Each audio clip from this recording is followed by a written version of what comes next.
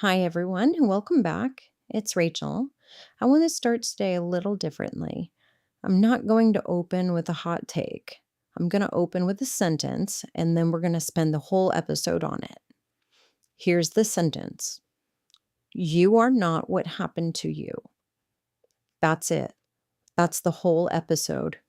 Everything else I say today is just me trying to convince you that I mean it.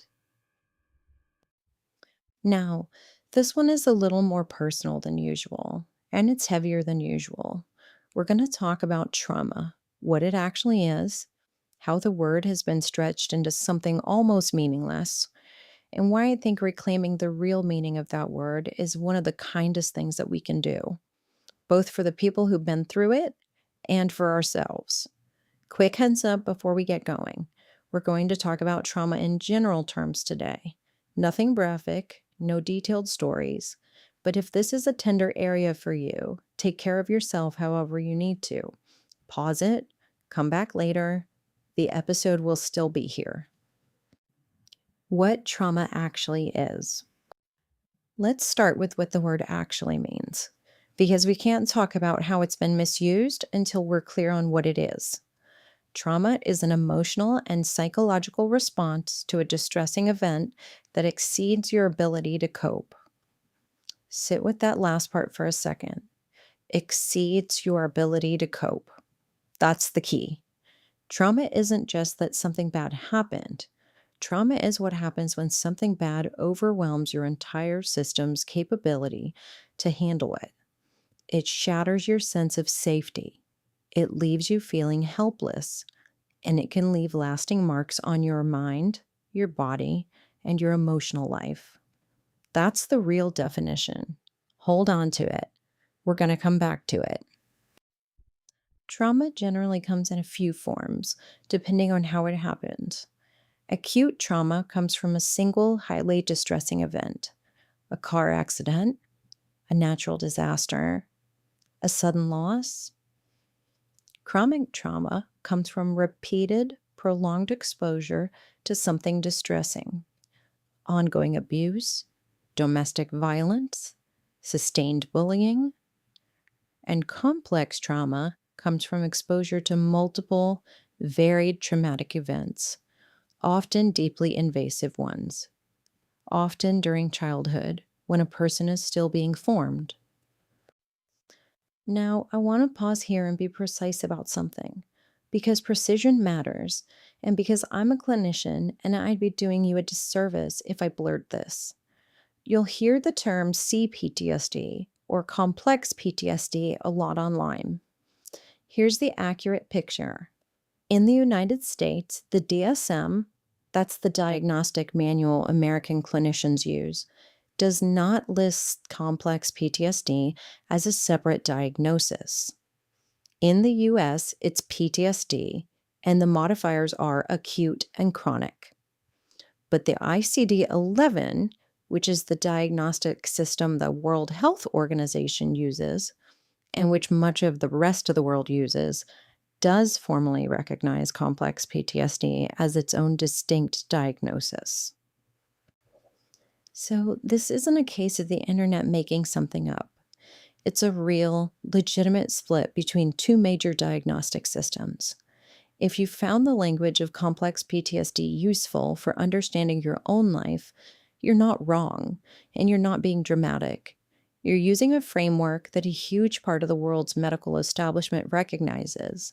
I just want you to know which system says what, because accuracy is its own kind of respect. And here's the thing I want you to take from all of this. Everyone with PTSD has suffered greatly. It doesn't matter how the experts categorize it. It doesn't matter how many events there were or what bucket they fall into. Suffering is not a competition, and nobody has to qualify for a category to deserve compassion. What it actually does to you. Here's something most people don't understand about trauma. It's not just a memory. It's not just a sad story you carry around. It's a physical event in your nervous system. Regular stress has a beginning and an end. Something stressful happens, and then it's over. your body settles back down. Trauma is different. Trauma actually changes how your brain and your nervous system process a threat. It can leave your fight or flight system stuck in the on position long after the danger is gone. That shows up in three ways. Emotionally, it shows up as intense fear, anger, shame, or the opposite, a kind of flat numbness where you can't feel much of anything at all. Physically, it shows up as headaches, nausea, a heart that races for no reason that you can point to, a bone deep fatigue that sleep doesn't fix. And in intrusive thoughts, it shows up as nightmares, flashbacks, the feeling of reliving the worst thing over and over when you give anything to just stop thinking about it. I want to stop on that word, flashback, because this is one we've gotten very loose with.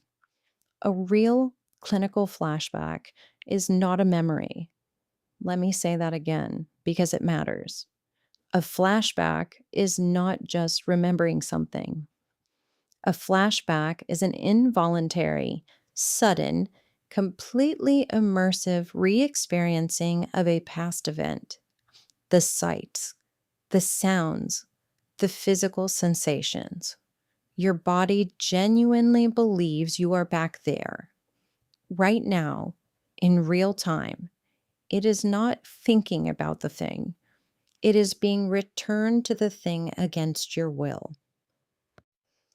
So when somebody says, ugh, I saw my ex and had a total flashback, or that song gives me flashbacks to high school, that's not what that word means. That's a memory, sometimes a vivid one, sometimes an unwelcome one, but a memory. And I'm not saying this to police anyone's casual speech. I really am not. I'm saying it because when we use the clinical word for the everyday thing, we slowly erase the everyday person's ability to describe the clinical thing. And we're going to talk a lot more about that in a minute.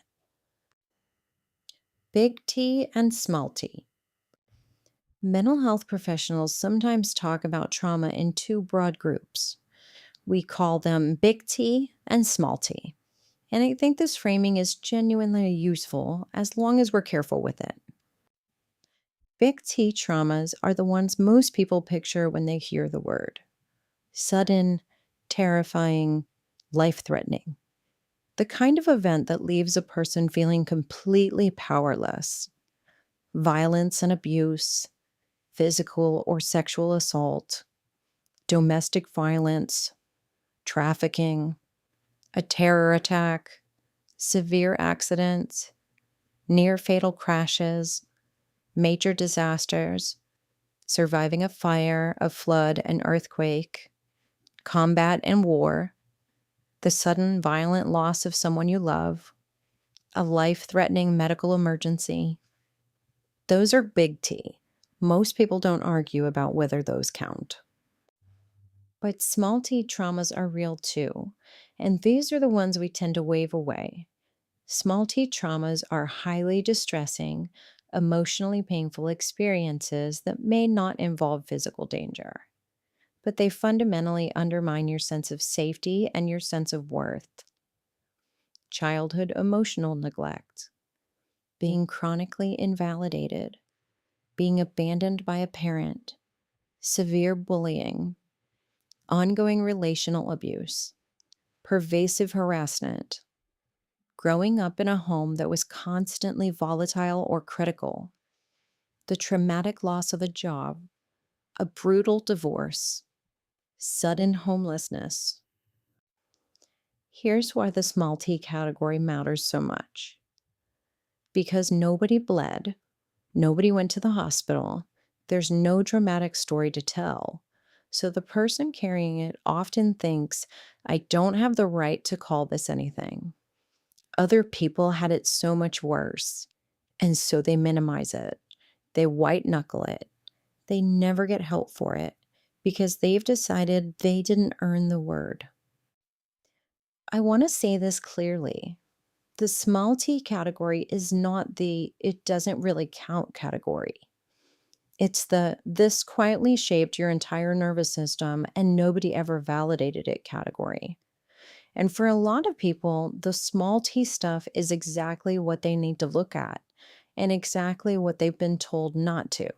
So if that's you, hi, it counts. How the word got hollowed out. Okay, I've spent the last 10 minutes telling you what trauma actually is. So now I want to talk about what we've done to the word. The word trauma has become a cultural buzzword. We now use it to describe basically any negative emotion, any minor inconvenience, or any person we didn't like. Let me walk you through how. Number one, we label inconveniences as trauma, a tough breakup, getting fired, an awkward conversation at a party, a strict curfew when you were 16. These things are genuinely unpleasant. Some of them really hurt, but they are a normal part of being alive. They are not events that exceed your entire capacity to cope and threaten your sense of self. They're just hard. Hard and trauma are not the same word. Number two, and this is the one that actually bothers me. We weaponize the word to dodge accountability. And here's what that looks like. Somebody has a disagreement with a person. The disagreement is uncomfortable. Maybe the other person had a fair point. So instead of sitting in that discomfort, they reach for the heaviest word available. He's toxic. That conversation was traumatic. She's an abuser. And do you see what that does? It ends the conversation. It makes the other person's perspective disappear. You can't argue with trauma. You can't push back on abuse. So if I label you with the clinical word, I never have to actually deal with what you said. I get to be the wounded party permanently, and you get to be the villain permanently, and nothing ever has to be examined. That's not healing language. That's a power move wearing healing language as a costume. Number three, joking and hyperbole. I was so traumatized by that movie ending. That haircut is my new trauma. Now, I'm not the humor police. I make dark jokes too, but there's a cost to this one, and it has a name: trauma fatigue. When the word is everywhere, all the time, attached to nothing, people stop hearing it. It becomes background noise. And then a real survivor says the word, and it lands on ears that have gone numb. Number four. This one's subtle but important. People assume that if a horrific event happened, it automatically equals trauma. But clinically, that's not how it works. Trauma is not the event. Trauma is the lasting psychological injury the event leaves behind. And here's the part that surprises people. Two people can go through the exact same terrible event, and one develops trauma and the other one somehow doesn't. Same event, different injury, because trauma lives in the impact, not the incident, which, if you think about it, is actually the whole reason the rest of this episode is even possible. Because if trauma were the event itself, you'd be stuck with it forever. The event can't change.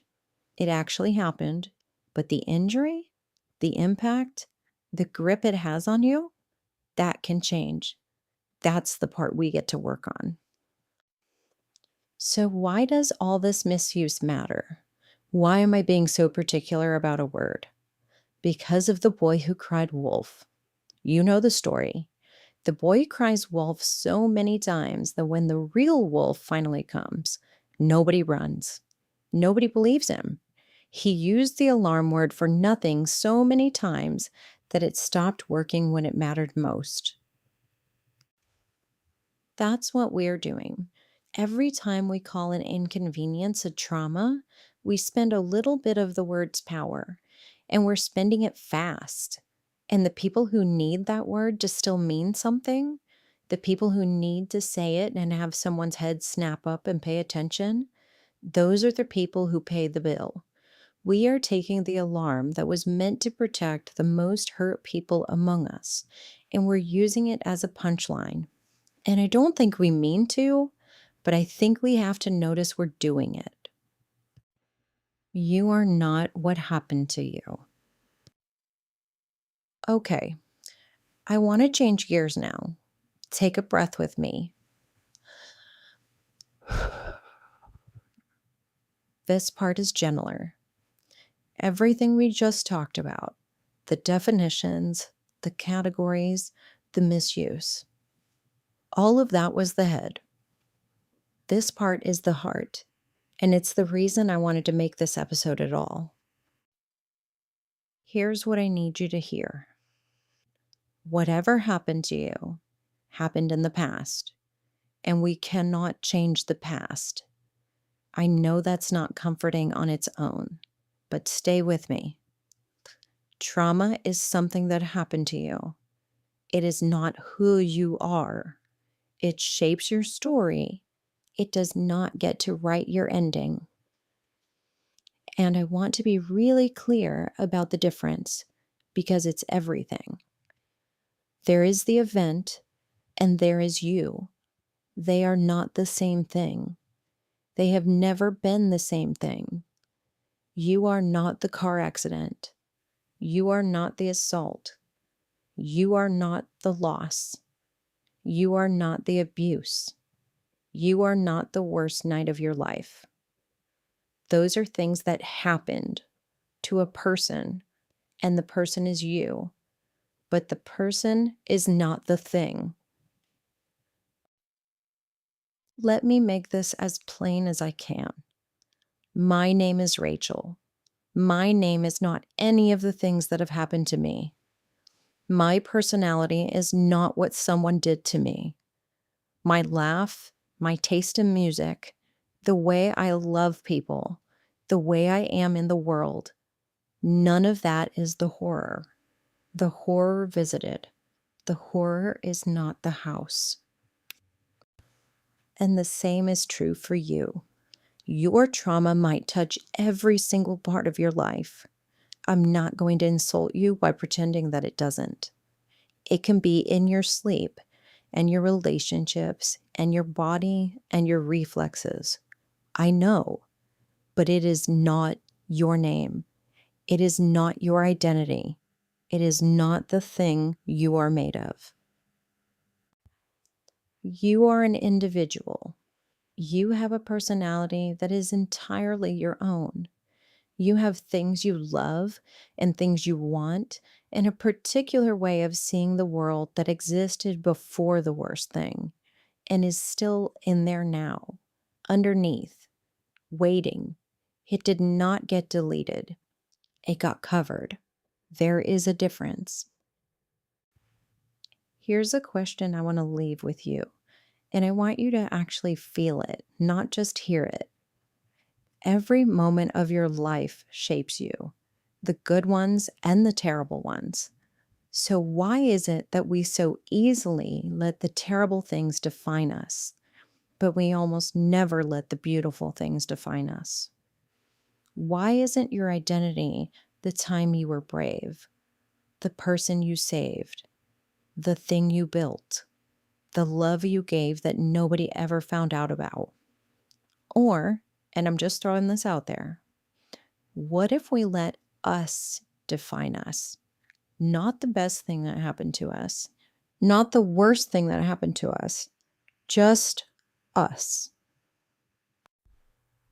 Here's something I believe with all of my being. Somebody or something caused something terrible to happen in your life. You don't get that time back. That's true. But here's what I want you to really hear. You already suffered through it once. You don't have to keep suffering it every day for the rest of your life. That second part, the rerun, the replay, the way it keeps charging you rent in your own head, a lot of that is unnecessary suffering. You did not deserve the first round. You definitely don't owe the rest of them. I'm not saying that's easy. I'm not saying you can decide it on a Tuesday and be done. I'm a clinician. I know better than that. This is usually slow work, and it's usually best done with someone trained to help you carry it. But I need you to hear the destination. Even if the road is long, you are not what happened to you. You are an individual, a person, a whole entire soul that is so much bigger than the worst chapter. There is so much more to you than the thing. There always was, and there still is. No one gets out of this life unscathed. I want to share one more thing with you before we close, and it's the thing that honestly helped me the most. No one gets out of this life unscathed. Everyone, and I mean everyone, has at least one terrible thing happen to them before it's over. I'm not the only one. You are not the only one. The person who looks completely fine in line at the coffee shop is not the only one either. Everyone is carrying something. Bad things happen to good people every single day. Good things happen to bad people too. And bad things happen to bad people, and good things happen to good people. The point is, nobody is exempt. There's no version of a human life where you get to skip the painful part. That's not pessimism. That's just the actual deal. It always has been. And I find that strangely comforting. Stay with me on why. Because if pain were rare, if suffering only happened to the unlucky few, then going through something would mean you were singled out, marked, different, alone. But that's not the truth. The truth is that struggle is woven into the entire human experience. Every person you admire has been through something. Every person you love is carrying something you may know nothing about. You are not defective for having a wound. You are just a member of the species. You are not alone in this. You have never been as alone as it told you you were. That voice that said you're the only one this broken, that voice was lying. It's very good at lying, but it was lying. And here's the last piece, the part you do get a say in. You don't get to choose whether hard things happen. None of us do. But you do get some say in how you carry them, how you walk through them, what you let them mean, and whether you go through them with your hand out, reaching for other people, or with your fists up, all alone. The hardship isn't optional, but the meaning you make of it and whether you let anyone help you carry it, that part has always been yours. Let me bring this home. I told you at the very beginning that this episode was really just one sentence. You are not what happened to you. Trauma is real. I spent half this episode making sure you know exactly how real it is, because I'm not in the business of minimizing it, and I never will be. The word matters. The injury is real. The suffering is real. But precisely because it's real, precisely because it's a thing that happened and not a person, it cannot be your name. The event is not your identity. The worst night is not your whole story. It's a chapter. It is not the author. So here's what I want you to walk away with. If something happened to you, it counts. You don't have to qualify for a category to deserve care. You don't have to have bled to be hurt. You don't have to compare your pain to anyone else's to be allowed to tend to it. And at the very same time, that thing is not you. You are the person it happened to. You are still in there. You were always in there. And the work, slow as it is, hard as it is, usually done with help, the work is just learning how to live as the person again instead of the event. You are not your trauma. You are a whole, entire human being. And I am genuinely really glad you're still here. Y'all, thank you for sitting with me through a heavier one today. I know it wasn't the usual. If this reached something in you, or if you know someone who needs to hear that they are not what happened to them, send it to them. You don't even have to say anything. They'll know why. Take care of yourselves, and when you can, take care of each other. If anything today felt close to home and you need support, please reach out to a licensed professional or a trusted person in your life. You don't have to carry it by yourself, and you were never meant to.